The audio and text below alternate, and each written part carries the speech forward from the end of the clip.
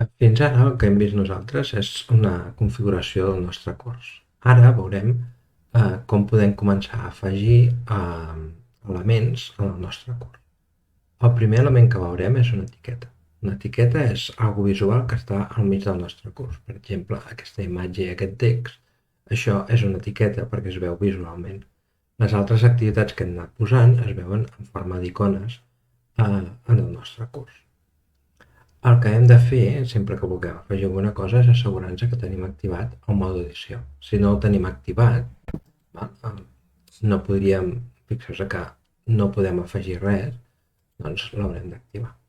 Activem aquest mode edició i anem a veure com podem afegir aquest element. Sempre que puguem afegir, tenim coses aquí, com afegeix una activitat o un recurs. D'acord? Aquí nosaltres el que afegirem és un recurs. Veiem que hi ha diversos tipus de recursos, com és una carpeta, una etiqueta, un fitxer, un llibre, una pàgina, que ja anirem veient en mica en mica. Anem per la més senzilla i més visual, que es veu directament. Una etiqueta. Quan nosaltres triem afegir una etiqueta, doncs se'ns obre algo que ja hem vist abans, un general, i després una sèrie de configuracions. D'acord? Això és una barra d'eines que és la que ens permet escriure o afegir una imatge o afegir un vídeo. Per tant, hi podem afegir fins i tot un àudio.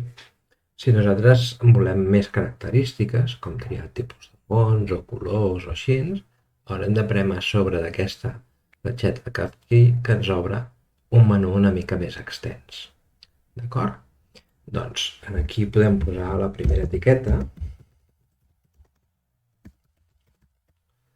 D'acord? I aquí, doncs, és el que hem dit abans. Podem triar que la volem centrada, que volem modificar el color, per exemple, volem un color que sigui blau, volem triar que la grandària del text sigui més gran, val? Per tant, que sigui gran, i aquí tindríem la nostra primera etiqueta. Si a més el que volem fer és afegir una imatge del nostre ordinador, doncs haurem de clicar en aquí que ens diu insereix o edita una imatge. Inserim, podem posar-hi una adreça o navegar. Val?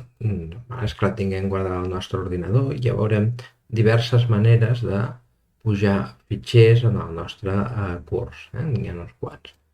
Nosaltres triarem penjar un fitxer perquè la tindrem guardada en el nostre ordinador, tria un fitxer i anirem a la carpeta que tenim els fitxers guardats, per exemple, imatges, i triem una imatge que ja teníem preparada abans, que per exemple es diu recurs. Aquí doncs, li podem posar un nom, una llicència, i l'autor. Pengem aquest fitxer directament, li hem de posar una descripció, recursos de Moodle, i podem modificar el que és la seva grandària. D'acord? Perquè ja és molt gran. Doncs posem-la més petita. I si tenim activat la mida automàtica, se'ns adapta directament els dos. D'acord? Al final desem la imatge i ja tenim la nostra imatge col·locada en l'etiqueta. Anem a veure els paràmetres de l'etiqueta, que no s'han de tocar pràcticament mai. Disponibilitat, ho podem tindre ocult o posar-ho disponible. Imposar l'idioma del curs, normalment les etiquetes no ens cal. Si hi ha restriccions d'accés, tampoc ens cal per res, etiquetes tampoc i competències tampoc. Per tant, directament podem desar els canvis i tornar al curs.